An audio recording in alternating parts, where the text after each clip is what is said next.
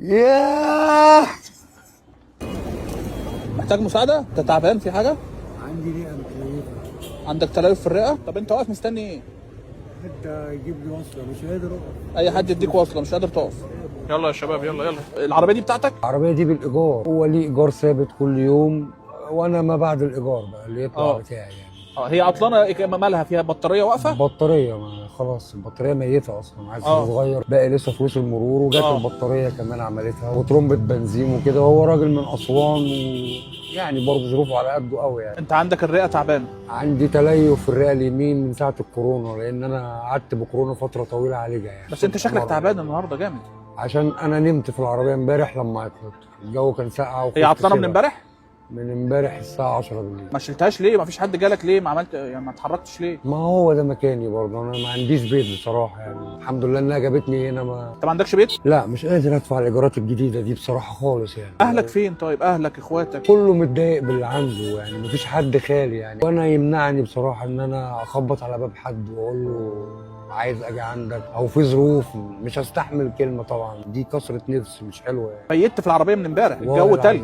والله العظيم انا صوابعي ما قادر احركها، السقعه كانت قويه جدا جدا، لدرجه ان انا كل ما اروح في النوم حاسس في شوك في جسمي من السقعه. فالحمد لله على كل حال يعني، هي ابتلاءات ويبتلى المرء على قدر دينه. انت راضي؟ تمام الرضا. صلى على النبي، انت راجل محترم وبتسعى وبتسترزق وبتشقى، انت مش حد ضعيف، انت ما بتشحتش. لا عمري ولا عمري مديت ايدي. انا ممكن جت عليا ظروف باليومين، ممكن رغيف عيش، عشان ما اقولش لحد ومحدش يحس بيا ومحدش يشعر بيا. هتيجي هيفتح باب، مش هيقفله ابدا. عايز لها فلوس كام عشان تتصلح؟ اقل بطاريه بياخدوا القديمه بيحسبوها ب 500 جنيه، وبيحسبوا الجديده ب 2500 جنيه. انت ماشي معاك كام في جيبك دلوقتي؟ 3 جنيه. 3 جنيه؟ واثق في ربنا؟ تمام الثقه. رغم الظروف اللي انت فيها دي؟ رغم اي شيء. المرض والسلفه وان مفيش بيت وان سيدنا رسول الله حجز في شعب ابي طالب 3 سنين ونص، كلوا ورق الشجر من الجوع، مصوا الطينه العطش، وضعوا الحجاره على بطونهم. فين انا من الناس دي؟ ولا حاجه. الراحه كما قال سيدنا علي بن ابي طالب للرجل: واحدى قدماي في الجنه. غير كده مفيش راحه. ولقد خلقنا الانسان في كبد. انا دلوقتي انقطعت بيا الاسباب، هعمل ايه طيب؟ هو من يجيب المضطر اذا دعاه. عندي سبب مش هيجيبني، انت لسه عندك السبب. انقطعت الاسباب، والله لو هيفتح الارض ويخرجها لي كده هيخرجها لي. اخوك ايمن مصطفى من مؤسسه حياه كريمه، دي هديه بسيطه من مؤسسه حياه كريمه.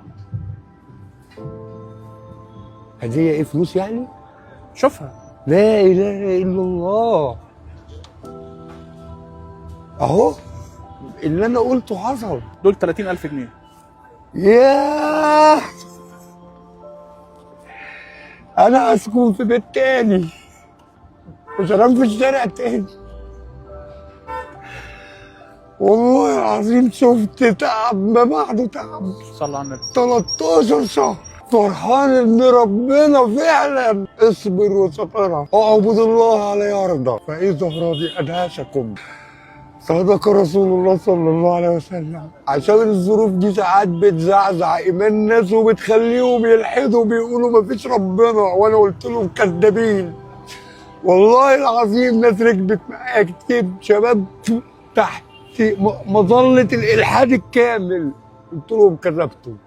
والله من شق هذا تكفل بلقمته، والله قلت لهم كده. لو انا ما صدقتش ده يبقى القرآن غلط. اهو كل يوم بقرأ ورقة واحدة بس، بقرأها بمعانيها. انا احدثه وهو يحدثني. في هم وقدرنا نشيله. ياه. ورسول الله ناس واقفة هنا بتفطر من المطعم ده والله، ولقوني تعبان ولسه صاحي من النوم، فجايبين لي باقي الاكل. قلت لهم شكرا لحضراتكم، انا فاطر واكل. وانا فعلا من امبارح الساعه 1 الظهر قطعه بسبوسه من الكشك من عند ابو احمد.